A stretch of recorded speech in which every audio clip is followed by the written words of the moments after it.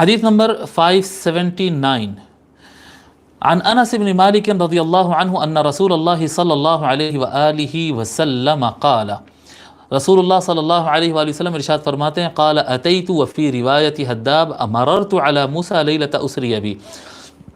میں موسیٰ علیہ السلام کے پاس آیا یا موسیٰ علیہ السلام کے پاس سے گزرا اسراء والمعراج کی رات میں، جب میں مسجد اقصیٰ کو جا رہا تھا تو میں موسیٰ علیہ السلام کے پاس سے گزرا، لیلۃ اسری بی عند الکثیب الاحمر، وہ لال رنگ کی مٹی کا تودا تھا وہاں پر، کثیب کہتے ہیں ہمارے پاس، اگر یعنی دکنی زبان میں کہیں تو اسے ٹبا بولتے ہیں، ٹبا یعنی مٹی زیادہ اگر پڑ جائے تو ایسے زمین اونچی ہوتی ہے پھر نیچے ہو جاتی ہے، دیکھیے آپ اس کو ٹبا کہتے ہیں، تھوڑا جو اونچا ہوتا ہے، تو لال مٹی کا ایک ٹبا تھا وہاں پر، الکثیب الاحمر،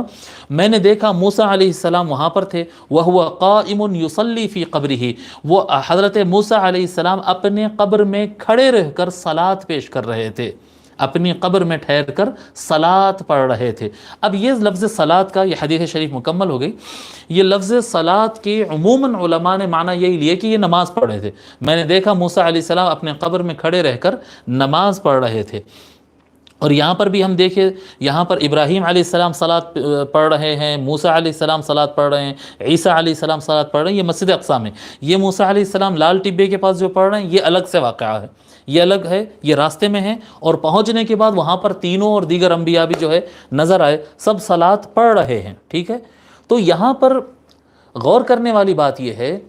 کہ یہ تینوں کو حضور صلی اللہ علیہ وآلہ وسلم دیکھے کہ یہ صلاۃ پڑھ رہے تھے، اس کے بعد حضور نے امامت کی تو سب پیچھے نماز پڑھے، تو جب نماز بعد میں ہی پڑھنا تھا تو پھر یہ تینوں کیا صلاۃ پڑھ رہے تھے؟ تو یہ اس کو غور کرنے سے پتہ چلتا ہے، یعنی عموماً محدثین تو اس کو نماز ہی لکھے ہیں، لیکن شیخ الاسلام کا میں بچپن میں کافی، ابھی نہیں،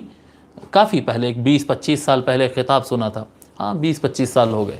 ایک خطاب سنا تھا، اس میں شیخ الاسلام نے بتایا تھا کہ یہاں پر صلاۃ سے اگر مراد نماز لیں گے تو اتنا زیادہ معقول نہیں ہوگا جتنا زیادہ معقول اور دماغ میں آئے گی بات، صلاۃ سے مراد یہاں پر صلاۃ و سلام لیا جائے،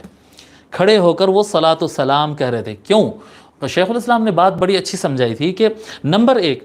شریعت تو ہے زمین میں، زندگی میں، انتقال کرنے کے بعد قبر کے اندر نماز پڑھے کوئی بھی کیوں پڑھے، ثواب جو ہونا تھا وہ تو ہو گیا، عمل ہو گیا مکمل، قبر کے اندر کھڑے رہ کے نماز پڑھے، روزہ رکھے، زکوٰۃ دے، یہ کیا بات ہوئی؟ تو نمبر ایک یہ بات زیادہ معقول نہیں ہے۔ اور دوسری بات، مثال کے طور پر نماز قبر کے اندر فرض تو نہیں ہوگی نا،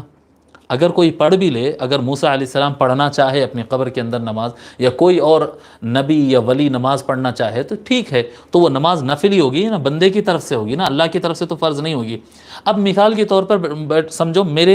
میں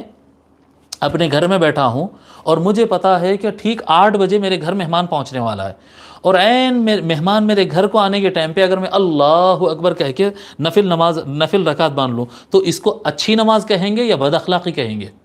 جی، یہ اخلاق کے خلاف معاملہ ہو جائے گا کہ بھئی آپ ذرا پہلے پڑھ لینا تھا یا مہمان جانے کے بعد پڑھنا تھا۔ عین مہمان گھر کو آنے کے وقت، عین ملاقات کے وقت میں کوئی بندہ رکعت باندھ کر کھڑے ہو جائے، یہ اخلاق کا تقاضا نہیں ہوتا ہے۔ یہ اس سے بات سمجھ میں آتی کہ جب حضور صلی اللہ علیہ وآلہ وسلم گزر رہے تھے، راستے میں موسیٰ علیہ السلام کی قبر ملی تھی، تو وہاں پر موسیٰ علیہ السلام کھڑے ہو کر مہمان کو کیا کرتے ہیں؟ مہمان کو سلام کرتے ہیں۔ تو الصلاۃ والسلام علیک یا محمد یا رسول اللہ حضرت موسیٰ علیہ السلام پڑھ رہے تھے۔ اور جب حضور صلی اللہ علیہ وسلم مسجد اقصیٰ پہنچے، جو فرما رہے ہیں میں نے وہاں پر مسجد اقصیٰ بیت المقدس کو پہنچا تو عیسیٰ بھی وہاں پر صلاۃ پڑھ رہے ہیں، موسیٰ بھی صلاۃ پڑھ رہے ہیں، ابراہیم بھی صلاۃ پڑھ رہے ہیں، اس کے بعد میں نے امامت کی تو ہم نماز پڑھے، تو وہ کون سا صلاۃ ہوگا؟ جب آقا علیہ الصلاۃ والسلام تشریف لائے، کلیئر ہے نا یہ بات؟ آقا علیہ الصلاۃ والسلام تشریف لائے تو سب لوگوں نے کھڑے ہو کر ان کے لیے صلاۃ و سلام پڑھے، ان کا استقبال کیے، اور اس کے بعد حضور صلی اللہ علیہ وآلہ وسلم ان لوگوں کی امامت کیے۔ اب یہ احادیث شریفہ ہم جو پچھلی پڑھے تھے وہ امام مسلم اور نسائی نے روایت کیا، اور ابھی جو حدیث شریف پڑھے ہیں یہ مسلم اور نسائی اور احمد بن حنبل اس کو روایت کیے ہیں۔ اب مسلم شریف کی حدیث ہے تو صحیح ہی ہوگی، ٹھیک ہے۔ جب اتنے ائمہ نے اس کو بیان کیا، اس میں کئی چیزیں ثابت ہو جاتی ہیں کہ نمبر ایک، اپنے سے بڑے بزرگ آئے تو ان کے استقبال کے لیے کھڑے ہونا، کیونکہ آقا علیہ الصلاۃ والسلام کا درجہ دیگر انبیاء سے بڑھ کر ہے، وہ انبیاء نے کھڑے ہو کر ان کا استقبال کیا۔ یا پھر دوسری بات، مہمان اگر آئے، بڑا ہو یا چھوٹا ہو، مہمان اگر آئے تو کھڑے ہو کر ویلکم کرنا، اور آقا علیہ الصلاۃ والسلام کے لیے کھڑے ہو کر صلاۃ و سلام پڑھنا۔ یعنی اگر کوئی بندہ درود شریف بیٹھ کر پڑھتا ہے تو بھی ٹھیک ہے، اور کھڑا رہ کر بھی پڑھتا ہے، اگر جمعہ کے بعد، جلسے کے بعد، یا کسی بھی موقع پر میلاد شریف وغیرہ پڑھ کر اگر کوئی آقا علیہ الصلاۃ والسلام پر کھڑے ہو کر سلام پڑھتا ہے تو یہ ارواح انبیاء کی ایک طرح سے ارواح انبیاء کی یہ سنت ہے، ٹھیک ہے۔